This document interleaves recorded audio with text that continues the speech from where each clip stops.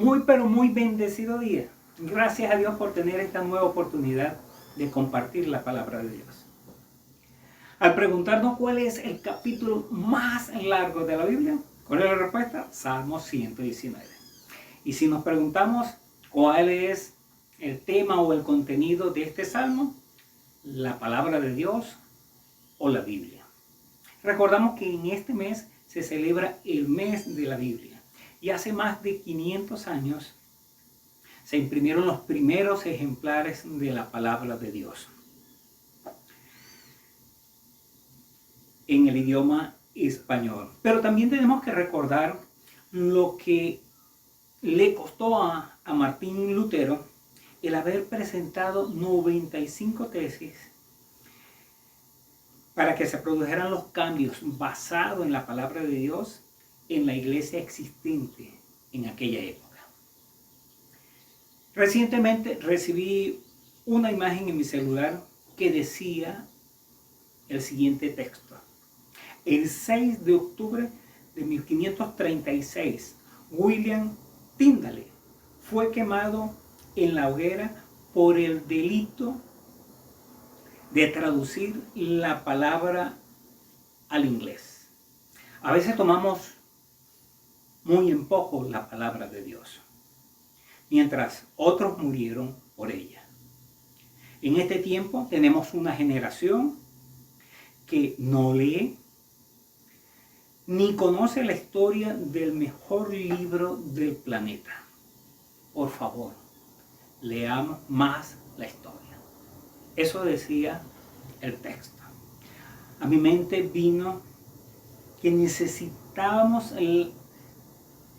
profundizar más acerca de este libro, acerca de su contenido, que resaltáramos todo el contenido de la palabra de Dios. Y por eso la exposición del Salmo 119.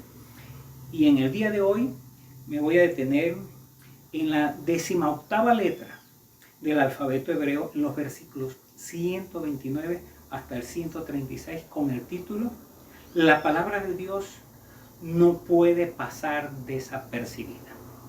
En este momento póngale pausa y lea, por favor, en dos versiones el Salmo 119, los versículos 129 al 136. La palabra de Dios no puede pasar desapercibida.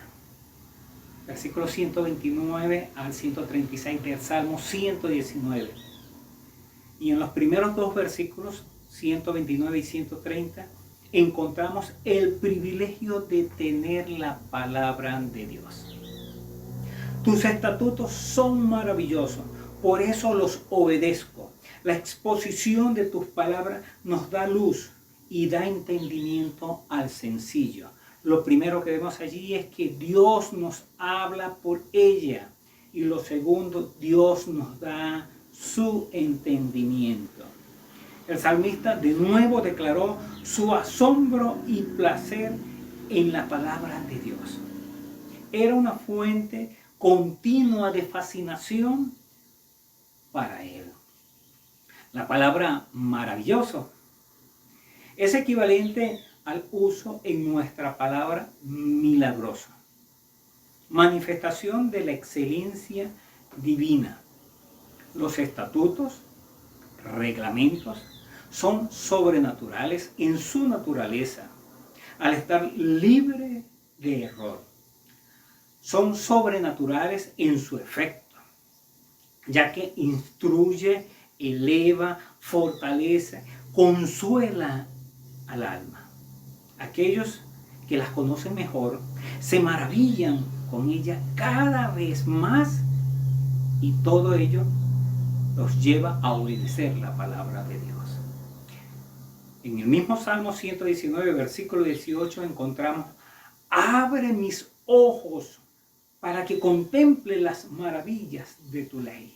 Necesitamos que esos ojos del alma, esos ojos internos, se puedan abrir, porque lo que tenemos en la palabra de Dios es maravilloso.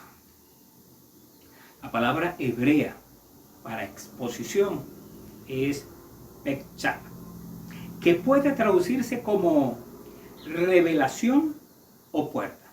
Una puerta abierta que deja entrar la luz y el conocimiento. Al hombre natural, las puertas de la palabra de Dios les están cerradas y es la exposición de esta palabra bendita que le permite entender al rendirse completamente a Dios. El salmista, en este mismo salmo, en el versículo 105, repitió que la palabra de Dios alumbra, hace que las cosas sean más claras y que se entienda para vivirla. Spurgeon dice lo siguiente referido a esto que estamos estudiando en estos primeros dos versículos 129 y 130. La palabra no encuentra entrada hacia algunas mentes debido a que está bloqueada con vanagloria, prejuicio o indiferencia. Pero cuando se le da la debida atención, una iluminación divina seguramente será seguida por el conocimiento de la mente de Dios. Entonces vimos que tenemos el privilegio de tener la palabra de Dios. Lo segundo que vamos a ver es la necesidad o necesidades ante la palabra de Dios en los versículos 131 y 132. Y leo los versículos. Jadeante abro la boca porque ansío tus mandamientos. Vuélvete a mí y tenme compasión como haces siempre con los que aman tu nombre. Lo primero allí es encontrar los mandamientos de Dios. Y lo segundo, encontrar la atención de Dios. Aquí nos encontramos con la metáfora tomada de un animal exhausto en la persecución. Este corre con la boca abierta para tomar aire fresco, su corazón bombeando demasiado y la fuerza muscular casi desgastada por la fatiga. El salmista buscaba salvación como si corriera de una bestia feroz por su vida. Deseaba los mandamientos de Dios, que al conocerlos los pondría en práctica sin demora alguna y sin duda. Vemos en el versículo 20 del mismo Salmo 119 lo siguiente: a toda hora siento un nudo en la garganta por el deseo de conocer tus juicios. Y en el Salmo, y en el versículo 132 del mismo Salmo, el salmista hace una doble petición, y es el pedirle a Dios que lo mire y luego que tenga misericordia. Él tenía razón para creer que Dios le contestaría al saber que esta era la costumbre de Dios a los que aman su nombre. Esto implica amar a Dios, su carácter, su revelación, su gloria, que choca con el pensamiento occidental de que amar su nombre es referido solo a él. No, es integral, completo. Amar el nombre de Dios es amarlo a él de manera completa, total, y allí no cabe la religiosidad. Hemos visto entonces que la palabra de Dios no puede pasar desapercibida. Primero, el privilegio de tener la palabra de Dios. Segundo, las necesidades ante la palabra de Dios. Y ahora, como un tercer punto, las peticiones relacionadas a la palabra de Dios en los versículos 133 33 y 134. Y leo los versículos. Guía mis pasos conforme a tu promesa. No dejes que me domine la iniquidad. Líbrame de la opresión humana, pues quiero obedecer tus preceptos. Lo primero entonces que él pide a Dios es guía para la vida. Y lo segundo, libertad para obedecerla, para obedecer la palabra de Dios. En este par de versículos el salmista hace dos peticiones relacionadas con la palabra divina, con la palabra de Dios. Su necesidad era recibir esa misericordia mencionada en el versículo anterior y utilizada para andar rectamente delante de Dios, consono a su palabra. Una parte de esto era que ninguna iniquidad se enseñoree del salmista. Él quería que su vida estuviera conforme a las promesas de Dios y no lo dominara su lujuria, sentimientos, padres, amigos, cultura, circunstancias. En el versículo 154 del mismo Salmo 119 leemos: defiende mi causa, rescátame, dame vida conforme a tu promesa.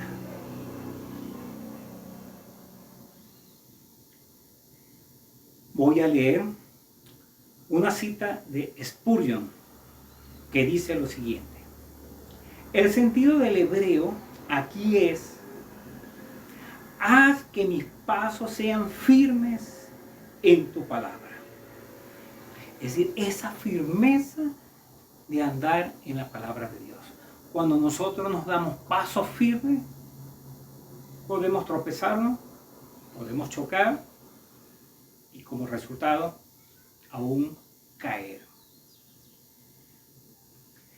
El apóstol Pablo reconoció el mismo peligro en 1 Corintios 6:12. Todas las cosas me son lícitas, mas no todas convienen. Todas las cosas me son lícitas, mas yo no me dejaré dominar de ninguna. La otra petición que le hacía a Dios es porque reconocía que habían peligros más allá del potencial del dominio del pecado en su vida espiritual. Peligros de parte de la violencia de los hombres, de aquellos que se oponen y oprimen a quienes quieren agradar a Dios. El salmista no quería solamente libertad de la violencia del hombre para que pudiera servirle a él mismo, sino para que él pudiera obedecer los detalles de la palabra de Dios de una manera apropiada. Y leemos en el versículo 165 del mismo Salmo 119: los que aman tu ley disfrutan de gran bienestar y nada los hace tropezar. Nos encanta tener bienestar, pero dice la palabra que eso lo obtienen quienes aman su ley. Por otra parte, queremos que no haya tropiezo en nuestra vida espiritual, y eso lo obtenemos cuando amamos la ley de Dios.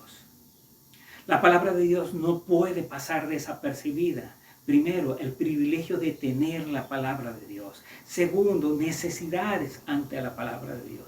Tercero, peticiones relacionadas en la palabra de Dios. Y por último, el cuarto punto, la vivencia del que recibe las enseñanzas bíblicas. Versículos 135 y 136.